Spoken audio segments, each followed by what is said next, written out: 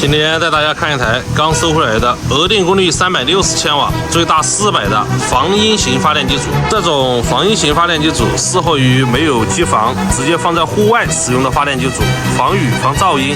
我们打开箱子的门，看一下里面的发电机组整体的外观状况怎么样？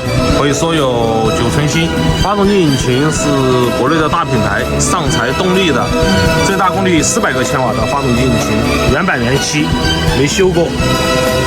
配套的电机也是一款全铜无刷电机，国内一线品牌的柴油发动机引擎，有保障，国産电喷机型。这是电控主板，控制整个发动机引擎的油耗低。整个箱子的底部是一个燃油箱、储油箱，储备燃油的。打开整个静音箱内部，我们可以看出来，全部是吸音棉加了一个铝扣板扣起来的一个结构，这样使用寿命更长，隔音防音效果也更好。箱子内部也是比较干净、比较新的，这是操作控制面板。